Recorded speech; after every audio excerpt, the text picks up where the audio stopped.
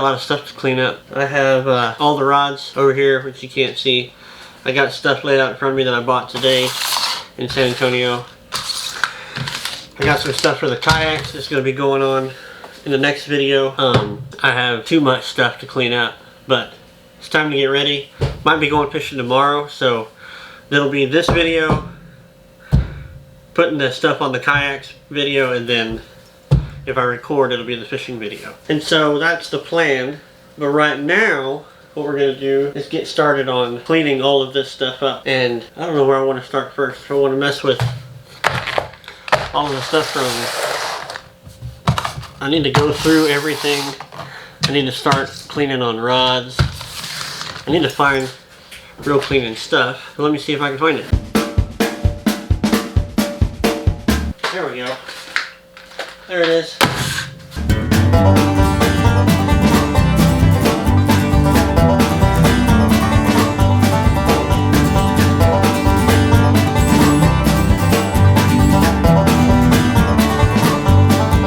Saltwater 3-pack.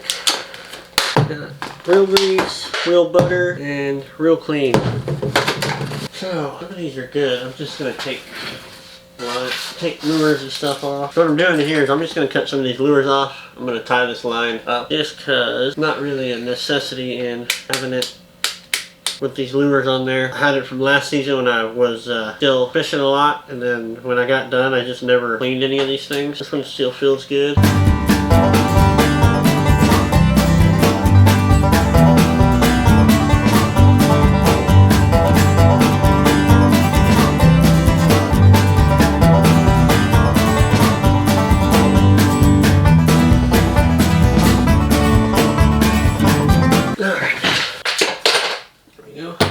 One lure back in its place. Let's see what this saltwater one feels like. So we were down a couple weeks, I guess you say a couple weeks, but a couple months actually. And so we were down at the Big Shell here in Texas. We were fishing, so I got saltwater stuff that needs to be put up, thrown away, blah blah blah. You can probably hear the wind blowing outside. The wind today is crazy. So much salt on everything. Spray it on there. Everything feels good on it. Probably wouldn't hurt to wash that off. I lost some rod socks too. Kind of upsets me a little bit, but I'll have to order some new ones. I don't really like not having rod socks on my stuff. Oh yeah, that's cool. Ooh. The line's not bad on any of these. I changed the line out right before the end of season, a couple weeks maybe, and so I only fished once or twice with this line, and it doesn't sit out in the sun or any elements or anything like that other than when I'm fishing, and so to change it all out doesn't really make a whole bunch of sense. This is more of my chatterbait rod than it is. I got a swim jig on it right now, and I really might leave it on there. I'm going to change the bait that's on it right now. The line looks good on it for the most part. I think it's 15 pound. It's got a few spots in it. I could definitely take some line off of it, so I might do that. What is going on? Yeah, it's definitely got some now. It doesn't actually look bad at all. There's not any spots on it at all. But this is a swim jig, and so this is a swim jig here. And you can tell that I've used it quite a bit. This is all tore up from fish hitting it. This is one of my favorite rods right here. Literally, it's a favorite rod, but it's one of my favorite rods to use, I should say. I take it everywhere. Saltwater, freshwater. It's actually got a big crankbait on it right now. I was using it for cranking at a lake, Medina Lake. We were catching striped bass. And these rods, these four, are the ones I normally have on my kayak. That old Salty over there from Favorite, the reel is from Favorite, but the rod is not. Right there is another saltwater freshwater rod. The rod is super light, so I use it more for my stick baits and stuff like that, my worms and creature baits. Just toss it up and bounce them off the bottom. And then that furthest one on the back side is another saltwater rod, and this one in is a Lew's with a, I don't remember who makes the, Berkley I think makes the, yeah, Berkley makes the rod. Here, oh, I was going to show you So this is my crate, and these are my pliers that I use, and then my clippers for my cutting my line. It's on my crate, so I just reach back behind me on when I'm on my kayak, either left-handed or right-handed, depending on which side. I leave one of those. I leave one of the rod holders open. There's 6 rod holders on there, and I leave one of them open all the time to set those in. And what was I doing? Oh, I was cleaning these rods off. This thing stopped recording. But so on this rod, the only thing I didn't really care for about on it is on the backside, it had a hook for, you know, I say a hook, it had a keeper for where you could hook your bait when you were done fishing with it. But when you're reeling in the line fast or anything like that, it would get, the line would slap around the backside of it and get hung on it. And didn't really care for that at all. So I used it mainly at the coast for throwing like 1/8 ounce little baits, little swim, like something like this. Right, let's see if it'll focus on that. Yeah, something like this, but 1/8 ounce. And like I said, this one is what I use mainly for freshwater. It actually has a worm hook on it right now that I'm going to change out to one of these new hammer hooks by Googan. I'm going to try them. They're cheap enough for a pack. They're $3.29 or something like that a pack. I usually buy super cheap hooks, but I usually end up regretting that later because I try to save money and then I end up losing fish because I have cheap hooks. Like this hook just bends. I mean, I can just bend it, and I don't like that about these hooks. Mainly because it's a 2/0. And I'm going to actually move up to a 4/0 on it. And I already have a 1/4 ounce weight on it. I don't know if this camera will pick it up any better.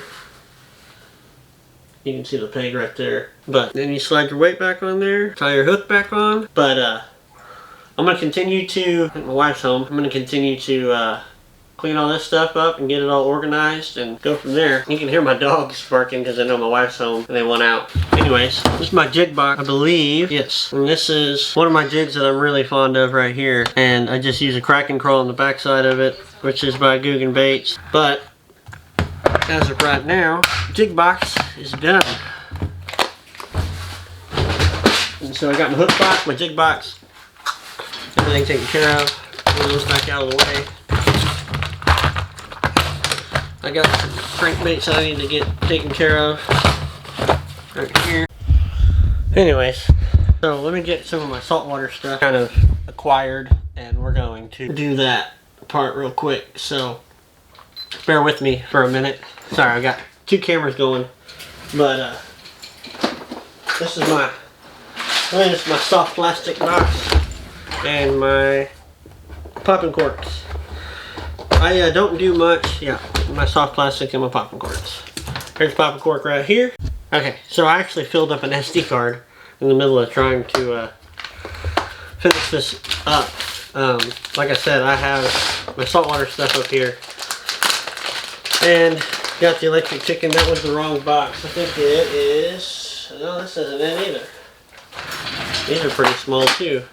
So, I don't know where I'm going to place these. I'm kind of full on my space, but I'm sure I can find a place to put them, and I'm just going to kind of store everything back in there. So anyways, everything kind of just goes back in here. I got some extra catfish stuff in here that I'm going to leave in here, and I got some little baits and some little bluegill stuff that gets left in here, sunscreen that gets left in here. I got some extra worms that I just leave in here for if I'm a quick grab kind of thing. I can get this out of the trailer and then some extra needle nose pliers for whatever the case is. If my other ones break or whatever, I always have an extra pair in the trailer. And so put the saltwater stuff in here. I got a whole deal full of tools, and all my rods and everything are ready to go. And so I am super excited about going fishing, but you can see these 5 in particular right here are the ones that are going to be going on the crate tomorrow. So these are extras right here, catfish rods, spinning reel right there. That's for mainly saltwater, but it can also be used as freshwater if I have somebody with me that doesn't have a spinning rod and they need one because it's so finesse. So put these for a buddy of mine that might go fish with me tomorrow if he wants them. Not, they're going in the trash because I'm not a fan of the crack and crawl. But I do got some goodies I want to show you before I end this video that are going to be going on the kayak in the next video. Goodness gracious. Whew. So it might get dark in the garage, but let me get the door open and show you what's going on. So let's see. You can't really tell. Oh, let's turn it down. You can see my two. There's my Malibu, my Bonafide, and my Hobie. And then I just have Hobie pedals and net right here, paddles. But right here in particular, oh, this thing. Right here in particular is the box of goodies. And this is my camera mount. So I've got some rail mount, and got some mighty mounts from Yak Attack, and then the extenders. And so I'm going to get all of this stuff pulled over and moved. I got to get that kayak moved, get this one out, and get some stuff put on it for camera mounts.